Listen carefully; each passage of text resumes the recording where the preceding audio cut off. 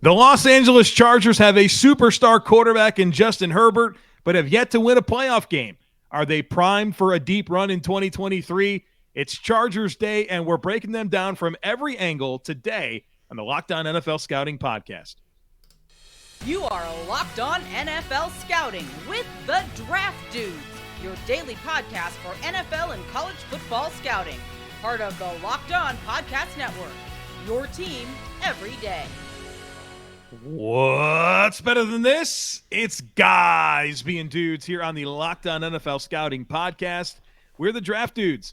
I'm Joe Marino from Locked On Bills. He's Kyle Crabbs from Locked On Dolphins. And we are your NFL experts here with you daily to talk team building across the league on the Locked On NFL Scouting Podcast with the Draft Dudes, part of the Locked On Podcast Network, your team every day. I'd like to thank you for making Locked On NFL Scouting your first listen every day. And, of course, a big welcome to our everydayers. You know who you are. Those of you who never miss a single episode, we appreciate y'all being here very, very much. Joe, I'm going to be honest. It's a little risky with the intro to talk about not winning a playoff game. It's still probably a little too soon for Chargers fans with how their playoff experience went this past year. So, yeah, I recently went through it with them again this morning. So a little bit of a low blow, if you asked me. Hey, it's about building some hype, talking about it, being real about what's going on here. You got a talented team, a really exciting quarterback. It's time for some success. Let's go get it. So let's go get it. You want to talk about it? Yeah, let's go get it. Okay. So I think the first disclaimer that needs to happen when talking about the Los Angeles Chargers is the biggest offensive addition is not a player, right? This is a roster assessment. They're getting some players back healthy. Rashawn Slater being most notable, played about 150 snaps last year. Him being back will be huge for the Chargers. But the arrival of Kellen Moore and what that is going to change for what this offense was versus what it is, I think is a really exciting development for the Chargers, who I think as a team threw the ball second highest rate of any team in the NFL from a volume perspective. It was over 700 pass attempts on the season. Justin threw 699 pass attempts. So crazy volume in the passing game, but the yards per attempt and the complaints about not pushing the ball down the field and kind of operating within a condensed box with a big arm quarterback, you saw all of that on tape. And I think what Kellen Moore, when you think about Dak Prescott throwing to CeeDee Lamb and throwing to Michael Gallup and having running game to have as your counterpunch and taking shots down the field, that's what I'm most excited about the Chargers, because we're going to get in here and we're going to talk about the depth chart, which if you're on YouTube, I have loaded for you guys to take a look at. And if you're familiar with the Chargers, you're probably not going to be surprised by anything we say about the talent on the offensive side of the ball, because there's not so much changes. I think there's some interesting changes on defense, but offensively, this really, for me, the centerpiece discussion point is Kellen Moore and the differences for what that's going to mean for the offense. I think that's a good place to start. And, you know, we kind of talked about this yesterday when we got into the Dolphins and Vic Fangio being a big addition. And when we got to the Patriots, we talked about the arrival of Bill O'Brien as the offensive coordinator. I think you could see a big impact here with Kellen Moore and what he can get out of this unit. One thing that's really interesting to me is we're somewhat disappointed by not unleashing Justin Herbert and his big arm with a ton of frequency. I wonder how much of that is tied to the makeup of his weapons, right, at wide receiver.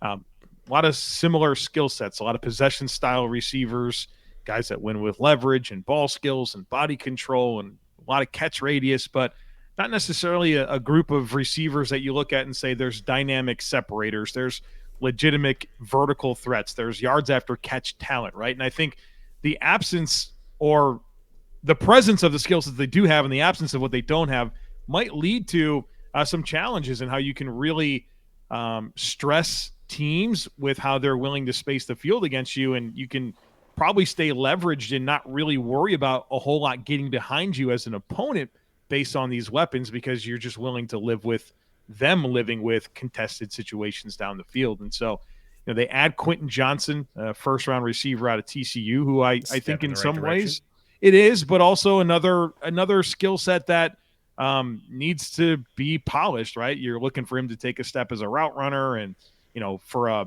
big-bodied, possession-style, catch-point type receiver. He wasn't that good at that at the Big 12 level, and so now you're introducing him to the NFL. I would have wanted a stylistically different type of receiver. I would have been more interested if I were the Chargers in a Quenton in a Jordan Addison or a Zay Flowers type skill set as opposed to Quenton Johnston. So I wonder how much the makeup of the weapons here, which I recognize there's some talented players, and you can really respect Austin Eckler and the volume that he's been able to command over the last couple of years as a runner and as a receiver, the touchdown production, pretty good tight end in Gerald Everett, but not necessarily dynamic separators or burners or, that type of talent here to really unlock the passing game. So I think that brings me to a good point. Keenan Allen obviously missed some time last year, but when he was available, produces, man. He was as good as ever, and he's got to be the key cog in the wheel in the passing game, in my mind, because you have size mismatch guys on the outside now with Quenton Johnston, who I expect to, I don't think he's going to run the most diverse or polished route tree right away. I agree with you. I think he was more of a beneficiary of the space of Big 12 defenses and some of his run after catch. If he is running the under routes, he'll have those chances at the NFL level too, but wasn't really a route, especially when the foil and the threshold is Keenan Allen. How good of a route runner he is, how good his hands are. Kicking him inside, I think, is going to be really, keeping him inside, I should say, is going to be really beneficial to him at this stage in his career because he's never really been the most dynamic player, but when you're as crafty and as technically refined as Keenan Allen is, dude can still go. And he averaged 75 yards per game this year. So you look at the receiving production, well, yeah, he missed 7 games, but the games that he was on the field, I mean, he put it up big time. And you talking about having so many comparable body types or skill sets in the passing game, I think Gerald Everett and Keenan Allen as the two middle of the field receivers have to be the X factors that Kellen Moore consistently puts in positions to make the big plays and give you trouble with how you defend them in the passing game. I really like the makeup of this starting offensive line. I'll say that. Rashawn Slater is an absolute stud. Yeah, we only got to see him for, I think, 3 or 4 games last year, but getting Jamari Sawyer on the field and him being able to step in and perform like he did, and now you look at him as a starting guard, you feel like that was kind of the silver lining in not having Slater last year. You get him back, now you feel like you've unlocked the starter in Sawyer. Thought Zion Johnson looked really good, especially as the season moved along. I started with the Tennessee game, and I thought he was terrific. And then in the postseason game, the other 2 games I watched, he was really good, especially kind of moving bodies and being physical. And I think that's a really good guard tandem. And you have a quality center in Corey Linsley, and then Trey Pipkins has really elevated himself and I think proven himself as at least a sufficient level starter at right tackle that, still has some upward mobility here. So you don't want any injuries here. I don't love the depth of this offensive line, but I think that starting 5 is a good group to have in front of Justin Herbert and give your offense a chance to, be what Kellen Moore wants it to be. Imagine being surprised that Jamari Sawyer can actually play. How he went to the 6th round versus his tape at Georgia, I don't know about you, but that one really surprised me. Yeah, it surprised me too. But the Chargers are going to be the beneficiaries of that. I think he might be a better guard than he was a left tackle last year. Yeah.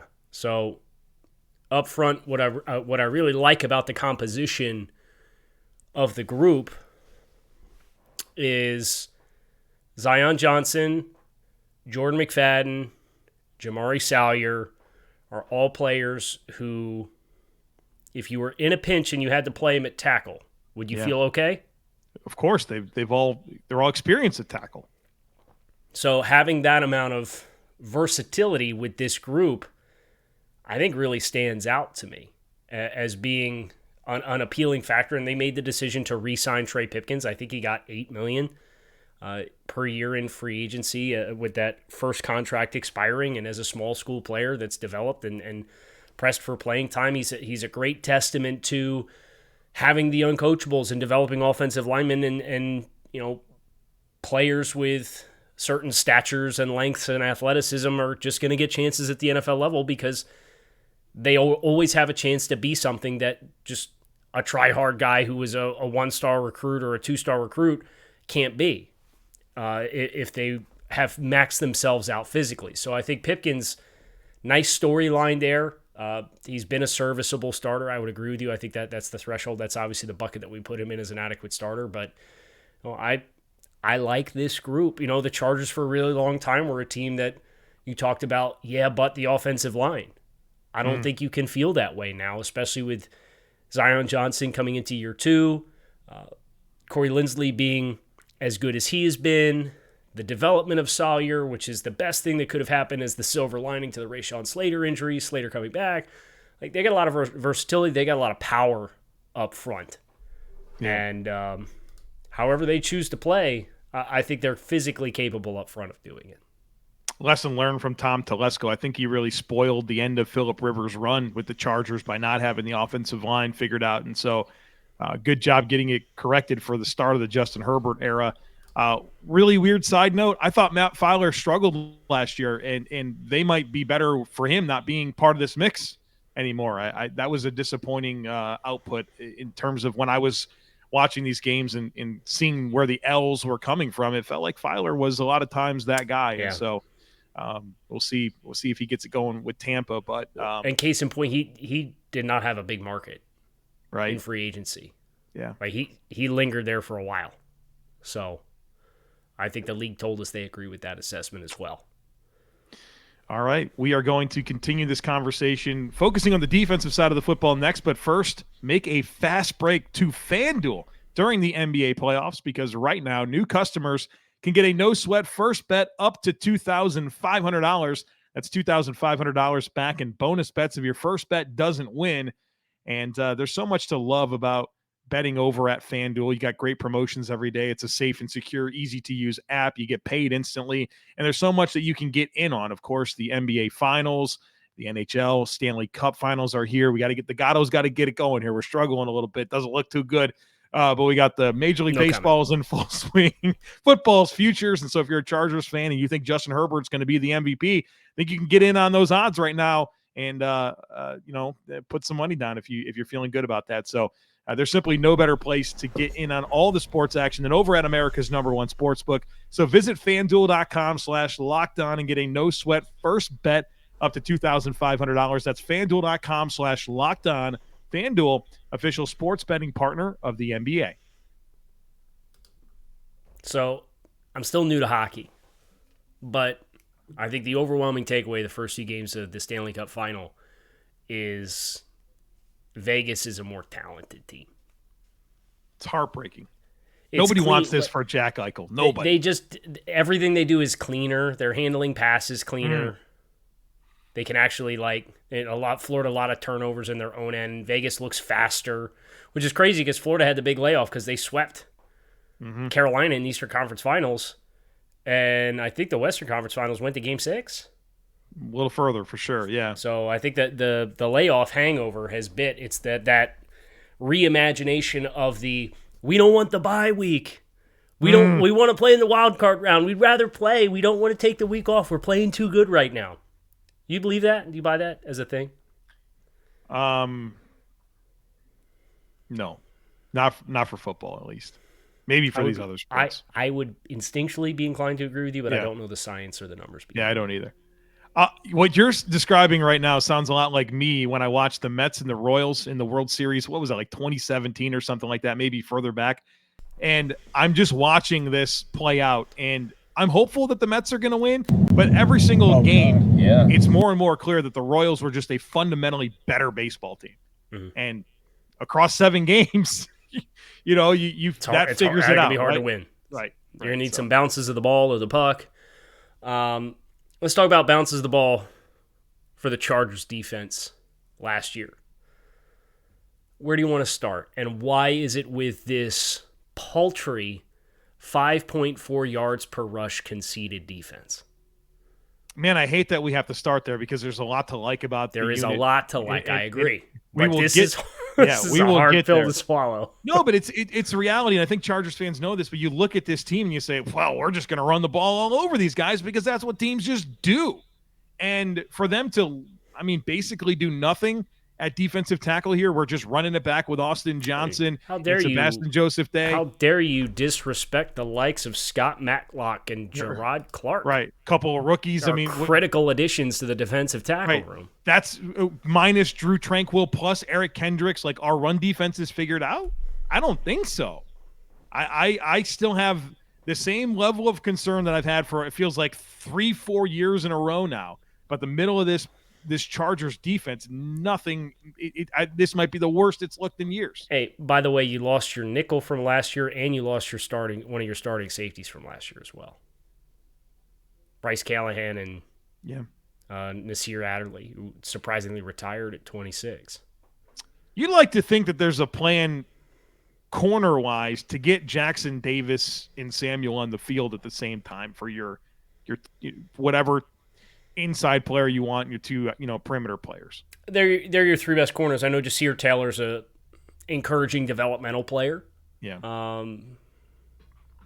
But yeah, J.C. Jackson's got to be a lot better than what he was before he got hurt, though. It was catastrophic. He was awful. It was looking like he was back with the Patriots trying to cover Diggs. Now, for people who might not appreciate that reference, you have to quantify that every time the Patriots played the Bills and they tried to lock Jackson on Diggs, he could not cover him to save his life. Yeah, it was double-digit catches, 100 yards, and a couple tutties from Diggs that day. But every other game, Jackson seemed to be pretty good. I talked to my Uncle Buzz. Shout out Uncle Buzz, who's a big Patriots fan. So that's something that I have to live with. Does he work for Star Command? No, he doesn't. But that's funny. He's a big Patriots fan, and I remember when Jackson was a free agent, him and I had a conversation. He's like, Joey stinks. He goes, he's not that good. He gives up tons of catches, tons of plays. He gets some interceptions that move the needle, but he gives up a whole lot more than he actually takes away. He was excited to see the Patriots not pay him. And he's not like just a company guy. Like, he's very critical of his team. Some people aren't willing to do that. But yeah, I think you saw the worst of him. And now, he's got a big contract. Certainly he's going to be competitive, want to come back and play better, not be defined by getting benched and then getting injured in his first year of a big deal with the Chargers. But my goodness, there's got to be a whole lot more from J.C. Jackson moving forward. So he needs to recapture what he was at his best. And case in point, playing for Brandon Staley is very different than playing for Bill Belichick, right? Like, ideologically, what you do defensively, there's a lot of match side adjustments, but just ideologically, more of a zone-heavy team versus a man-heavy team. Developmental curve or learning curve, you're not surprised to hear that's a thing, but for the dollars that they committed, that's a really critical investment that needs to be better. The good news is if it's not better, you have Michael Davis and you have Asante Samuel and you have Derwin James to kind of be a chess piece to play behind it. But if you're going to do that, then either JT Woods in year 2 or Alohi Gilman needs to show up big at safety to allow Derwin James to move. Now, Woods has the range. Yeah, so it's going to kind of get into. Yeah. Alohi Gilman does not. And there was nobody who's a bigger fan of Alohi Gilman coming out of Notre Dame than me. I loved his game. And I think if Derwin James wasn't here, Alohi Gilman would probably be a really fun player to in that role. Kind of be a low safety who's an enforcer and kind of shallow zone player, but you want Derwin James in that spot, so that means ideally Alohi's not the guy, and that means JT Woods, I think, in year 2 has to really pop big. Now, he's long and fast and fluid, but coming out of Baylor, he was a little bit raw. So I'm excited to see what that looks like in year 2, but you need one of those two guys, JT Woods or JC Jackson, to really elevate their play to ensure that the versatility that you have on the back end is optimized to its best ability, in my mind. Talk about these edge rushers, Joey Bosa and Khalil Mack. Morgan Fox, low-key, is a really nice early down guy, too. Yeah.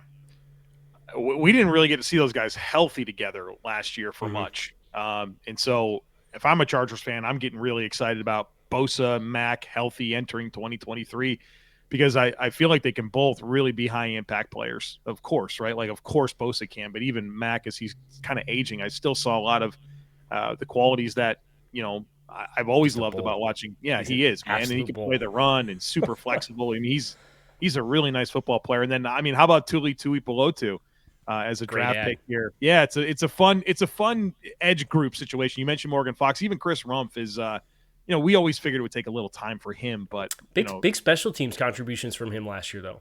Yeah, he's a good player to have in your team. So there's a lot to like about the edge. And I mean, look, Michael Davis and Asante Samuel are really nice players. I'm excited about both of them. You mentioned Derwin James. There's a lot of good here on this defense, but it's kind of spoiled by being concerned that you're just going to lose up front against the run and teams are going to gash you. And that's going to make it hard for your edge rushers to be their best, for your ball hawks in the back end to be their best, right? You got to be able to be stout up front. I just don't know if this defense has it. Yeah, you got to win on first down a lot to make the good parts of this defense show up most consistently, right? Yeah, you got what are the old cliches about you earn the right to rush the passer on third down. Like a lot of that's true here for the Chargers. So I think if you do look at the interior of the box, right, you've already mentioned the names, Quenton Johnston, Sebastian Joseph Day, and behind them, Eric Kendricks being brought in. I do think that is an upgrade. No, I thought Drew Tranquill played really well last year, but I do think Eric Kendricks, even at this stage in his career, is an upgrade. And the good news for the Chargers is Kendricks played for Donatel last year in Minnesota. So there's some familiarity with conceptually what you are doing. So I think that puts him in a position to maybe assimilate to this defense as quickly as possible. But the other linebacker spot, whether it ends up being Kenneth Murray, whether Dion Henley comes in and shines right away, that needs to be a better spot. And I think that's what makes it really hard to reconcile what you have in front of them is that other stack linebacker spot. And again, Derwin can do that too, but he can only do one thing at a time for your defense on any given play. So where do you play him on early downs? Is he in the box? Is he in the nickel? Is he fitting in that way? Is he coming from depth? You just have an answer there that has to be reconciled. And Kenneth Murray, I think, if it's not going to happen now, and you probably could have said this last year, if it's not going to happen now, then it's probably not going to happen.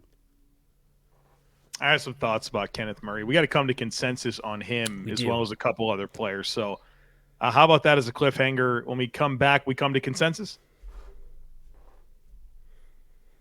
All right, Joseph.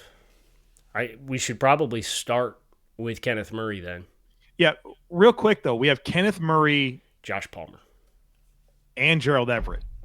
As I was comparing, I was just peeking at your graph versus mine, and I think we got to look at Gerald Everett as well. We do have to look at Gerald Everett. You're right.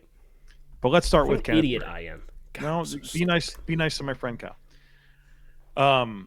All right, so Kenneth Murray, we are in different places with Kenneth Murray. And he's a tough player to eval.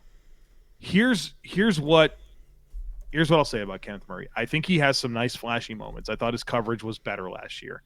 Obviously a really good athlete, and there are moments for him.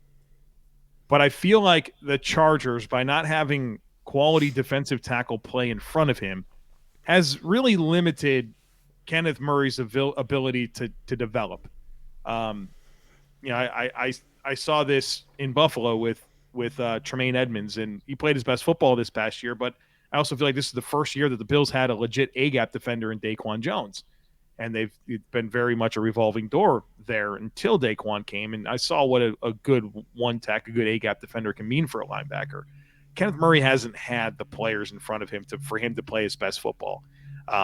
What's hard is putting him in a bucket because he's not a roster cornerstone or a quality starter. It's hard to say he's an adequate starter. Well, neither one of us dared to make that. No, but so judgment. Like for me, because I saw enough flash plays, because he's still very young, because of the circumstances that he's had to play through, I didn't want to put him in replacement level. I put him as at least quality depth because I feel like I would have a role for Kenneth Murray.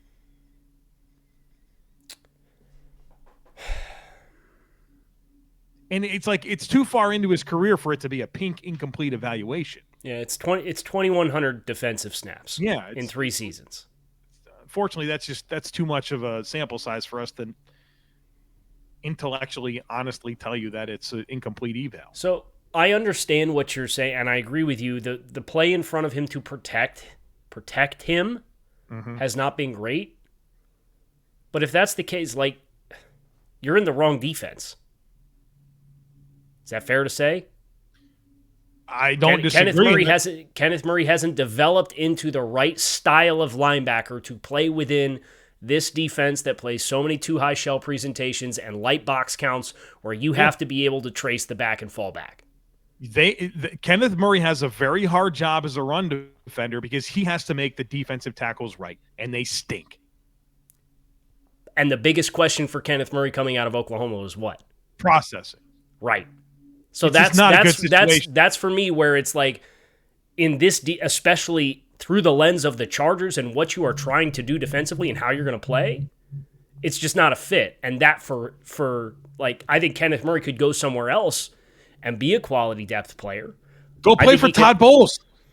Right. Let Devin White get the hell out of there and sign Kenneth Murray. Right. That's what I would do. Where it's much more elementary of my responsibilities at the snap. Get downhill, right? Like, he is explosive and he's long and he can play off of contact fairly well and he's got great sideline to sideline range to chase stuff down. But in this world that you're playing with in Brandon Staley, there's been no improvement in my eye for the concerns of what he was coming out of Oklahoma, coming into year 4 as the same player. He's played on average 700 snaps a season. So for me, it was like, okay, this is more round peg, square hole. I just don't think the style of the player and the strength of the player fits within what the responsibilities are that you're being given within this defense. Be the perfect Landon Roberts player, right? Oh, he'd be a dream because the upside in coverage is there, right? The upside to say, oh, yeah, he's athletic, he's long, he takes up more space. Landon's got lately his build-up speed and these little short arms, and he's not a long player, and he hits like a ton of bricks, but he's not as explosive as Kenneth Murray. Yeah, like that kind of player that's played in Pittsburgh and played in New England and played in Miami with Josh Boyer and, you know, what Minnesota's going to do now with Brian Flores as the DC. These are all great examples of stops along the way that's like, get him in one of those spots and let it be, okay, you see the guard pull? Get downhill and fill that. But that's not really the world that we live in here, unfortunately. The good news is we've had a good Kenneth Murray conversation. The bad news is I'm not sure we're any closer to coming to consensus on the player. So I will concede this. Of the games that I watched, I watched Kansas City, Cleveland, San Francisco, Miami, and then Denver. I tried to get a good sampling of teams that they played. I thought the games in the back half of the year, he did look better in coverage. So I would agree with you on the assertion that, you know, he got better, showed some high upside moments, and I thought they were kind of strung together at the back end of the year in coverage. That's where I focused all of my watches were in the late season games and the playoffs. I mean, the early season stuff was bad. It was bad. I didn't see it. So that's not lingering in my head. They declined his fifth-year option. They did decline his fifth-year option. He's also missed about 16% of his tackles the last 2 seasons. But so the thing about declining that option is it's a silly number for linebackers now. Right, because all the edge defenders get put in that bucket. Yeah, it's a silly situation. We got to talk to the NFLPA. Y'all got to help yourselves out here. Would it be unheard of to put him as a pink? Year 3 player, still on his rookie contract. I feel like that's the compromise here because what's going to be different this year? It's the same bad defensive tackles. It's the same scheme. We've got Eric Kendricks next to him. And Eric Kendricks, I hate this for you that you have to come into this situation and play behind these defensive tackles. Like, you're not going to be able to play your best ball. So let me ask you this. Yeah. It's 12 months from now. We have the same conversation about Kenneth Murray. What bucket are you putting him in? I'm going to be hopeful that Brian Flores signs him to no. He re-signs with the Chargers. He re-signs on a one-year deal with the Chargers. It's 12 months from now. What bucket do you put him in? Never-ending cycle. He's got something. Something has to be different for him. This is the hardest conversation we've had yet. It is the hardest conversation we've had, and I feel good about our ability to suss through the other two guys on the offensive side of the ball. Okay, I hope so. Do you want to come back to him? Do you want to sleep on it? I mean, sleep on it for like the next 5 minutes while we do the other two guys. All right, let's go somewhere else. We have Josh Palmer and Gerald Everett. You want to do Palmer? Yeah, I have him as an adequate starter. Why? Because I think he's got very redeeming qualities. And first of all, when he got a chance to play last year, he was very productive. But the offense was as inefficient as it has ever been when they ran the volume through Josh Palmer. Right, because the offense was worse for running through Josh Palmer. Right, because he's not a blue. But like he's a serviceable player that can come out and give you good body control and hands and gives you some vertical components to his game. Like for the type of role that in a vacuum you'd envision for Josh Palmer, I think he's sufficient. Dude low-key played almost 1,000 snaps last year. Got on the field a ton because guys are banged up, man. Okay, so let me ask it through this lens. Is Josh Palmer ideally an inside receiver or an outside receiver? I think he's got some interchangeability to him. Ideally. I don't know that I feel convictions about him being a one-spot guy over another. Do you? Don't feel great about his ability to separate outside. So for me, I'd rather him play inside, and then you're getting into the world where you're taking away from Keenan Allen, and as a result, if we're going to put him outside because we want Keenan inside, then I think that reduces some of the redeeming qualities that he does because he is a big physical receiver. He has good concentration. He has strong hands. I get that. I would say at a minimum here, I'm going quality depth. I think you have him as replacement level, which I do. I feel like that's a reasonable compromise. Okay. If you're interested in making it. I'm interested in making it quality. Okay. See, I told you this would be a lot less painless than Kenneth Murray. Now you're gonna have to sell me on Gerald Everett because you got him as a quality starter. I am as a sufficient starter. So a little bit of this. Go ahead. Yep. I interrupted you. That was rude. It's all right. I'm used to it. A little bit of this is extrapolating what I think Gerald Everett is going to be with Kellen Moore. So the Chargers were obviously very one-dimensional last year as far as their run-pass splits, and rightfully so when you have a quarterback of Justin Herbert's magnitude. And I think it's incredible that we've been talking about the Chargers for 33 minutes and we've hardly mentioned Justin Herbert. He's awesome. One of the better quarterbacks in the league. He's super good. Can do everything. But I do think that this Kellen Moore offense is going to get the offense out of a box and give Gerald Everett more room to work after the catch. And I think that will allow him to do the things that he does best at a higher rate. I think there will be probably more favorable angles for him to be the get-in-the-way blocker that I think he is as a hybrid tight end type. If you want the inline player, put Donald Parham on the field, right? Dude, 6'7", all of 260, 270, just a really big body. Very different body type for Gerald Everett at 6'3", 240. But I do think that the Kellen Moore offense complements Gerald Everett's skill set to a much greater degree, and I think Gerald Everett is going to be a prime beneficiary from this Chargers offense. So that is kind of my status, if you will, on Gerald Everett. Yeah, I'm excited for him with Kellen Moore. I think he's going to have a very productive year. This is my counter argument. I'm going to give you groups of players. You tell me which batch of players Gerald Everett belongs with. Group A is Kyle Pitts, Evan Ingram, Pat Freiermuth. Or is a more appropriate bucket this one with Hayden Hurst, Cole Kmet, Dalton Schultz, and Hunter Henry? Okay. It's a pretty good argument. It's pretty good. I think the best case you have here is Hayden Hurst. Because you would think about moving Hayden Hurst up? No. Well, just doing the thing where you extrapolate qualities and put it into an offense, right? And we saw Hayden Hurst be really effective, but he was also really effective as the fourth option for the Bengals last year. So I will concede begrudgingly here So Everett, Eckler was by far their most targeted player last year. I know that has to do with injuries to the rest, but you would think their pecking order, their top three is very clearly Allen, Williams, and Eckler. And then the fourth option is probably going to be Everett, and then we'll see what happens with Johnson and Palmer. Do you think Eckler should have that much play in the passing game? I think it's because of what we talked about at the very beginning of this. They don't necessarily have the player that can, I think in lieu of having a traditional slot or a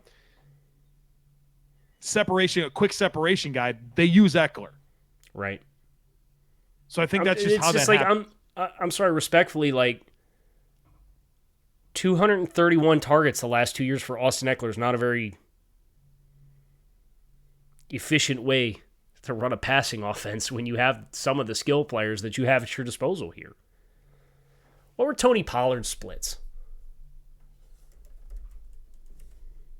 He got a decent amount of run. I mean, they threw it to him, but I don't know. I don't think right. Tony Pollard's never had more than 55 targets in a season. Eckler's probably not going to have the receiving production he's had the last 2 years next year. And I think that's a good thing for the benefit of the entire offense. It's not a good thing for fantasy football owners who are going to sit here and continue to draft Austin Eckler early and run up PPR points off of him and all that. But as the saying goes, Joe, nobody cares about your fantasy team. Nobody. For the benefit of Justin Herbert and the Los Angeles Chargers, let's throw the ball. Let's take advantage of what Justin Herbert is capable of doing, and let's space the field a little better. Let's lift the top off a little bit more. Let's create some run-after-catch opportunities underneath, whether that comes from Gerald Everett or Austin Eckler. I don't care. But we got to be a little bit more diverse. And obviously with Keenan Allen missing time and Mike Williams missing time, I get it. Somebody had to catch the ball. But that's why you have Quenton Johnston that you drafted in the first round, and that's why you have Gerald Everett, and you have this stable of backs that go deep. Okay, put two backs out on the field at times, like Dallas did with Zeke and Tony Pollard. I think we got to diversify the portfolio here a little bit. So is Josh Kelly, Zeke, and Austin Eckler's Tony Pollard? No, man. It's Isaiah Spiller. Bust. I hope so. Our guy. Come on, Isaiah. Hold on to the football, baby. You got vision and contact. No fumbles, and let's do it. Oh, did we come to consent? We have to figure out Kyler Murray. What am I? Kyler. Kenneth Murray. Ken Murray. Ken Murray.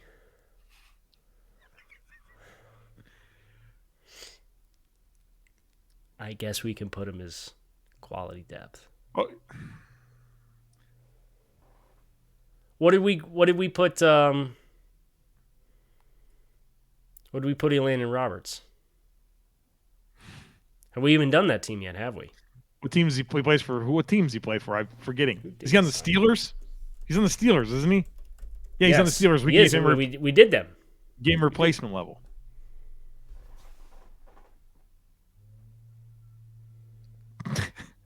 Michael Walker was quality depth. Oh, Burks. I don't know, man. Here's what I can tell you. I don't think he's replacement level.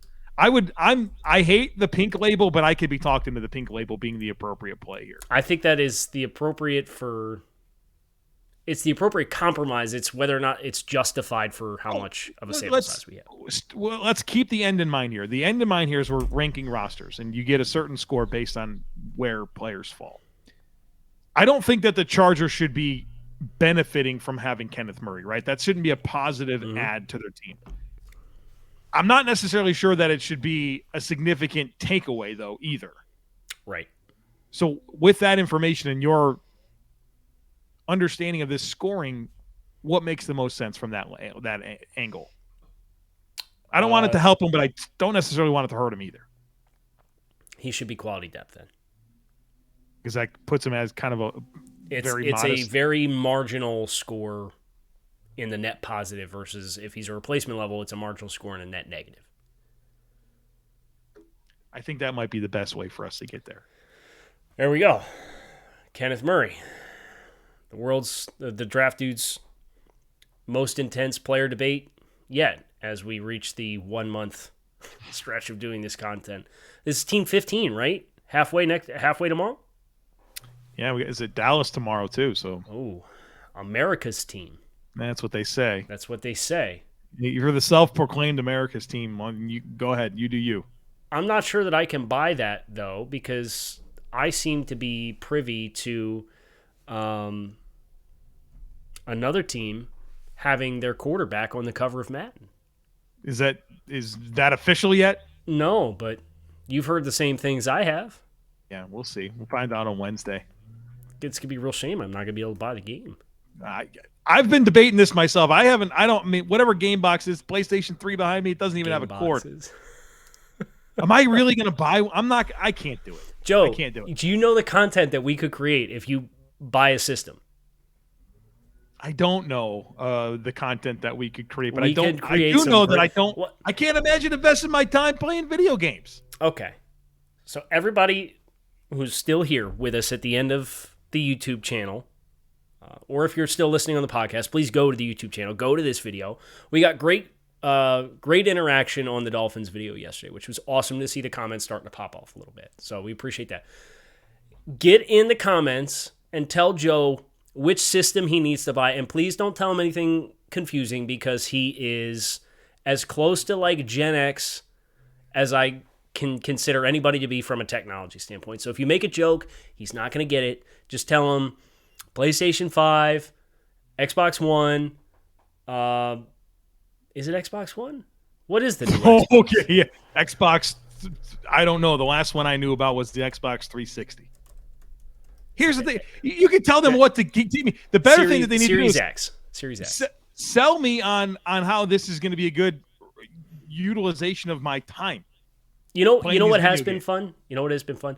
And by the way, we're done, right? So we can kind of go. I can go off on a 2-minute tangent here if I want. Oh, wow. Yeah, sure. I know you're ready to get out of here, and so am I. But I'm doing one of the courses from JT O'Sullivan, the QB school, and he's got all of his content is amazing.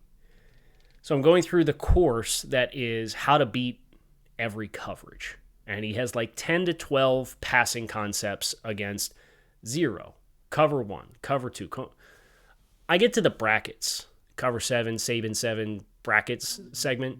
Joe, he has a 60-minute deep dive on effectively installing all of the Saban 7 brackets coverages. He's like, it's a deep dive. It's super tedious. I understand. But if you're going to know the concepts that are going to beat this, we got to understand it. So here's 60 minutes of install on cover 7 brackets. And I have been searching for the resources available to best help me retain the mechanics of how those zone and man match defenses work. This is it. JT's got it. So I'm consuming this, and then I pop on Madden, and I play around with it.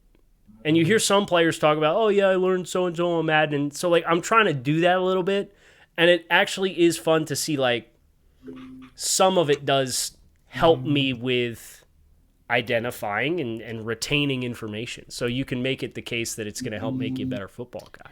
Listen, I was wondering where that was going, and the entire time I'm listening to you, it's like, well, it sounds like this is a way better utilization of my time than firing up the video games, and then you like tied it together with video games. Right, there's an extra layer there where you can actually go and try to do some of it. Yeah. I don't know, man. And then we could play together. We could do franchise mode. We could do our own expansion drafts like we did. This sounds like something that's going to keep me awake later than 9:30. That's between that's between you and your household. Yeah, I don't know, man. I know I'm going to be up here in a couple months. You have another little baby sitting there screaming in the other room. So right, I know might as well. Right, I'm gonna be up either way, right? Pop a bottle in, have you here, and controller up here. Why not? So answer the comments. Long story short, get in the comments. Tell Joe what system he needs to buy. And that's everybody's homework assignment for today. I'm Kyle Crabbs. He's Joe Marino. We are the Draft Dudes. Appreciate you guys checking out the show. You can find us on YouTube or wherever you listen to your favorite podcast. Make it a great rest of your day. We are out of here, and we'll be back to talk about the Cowboys again tomorrow. Peace.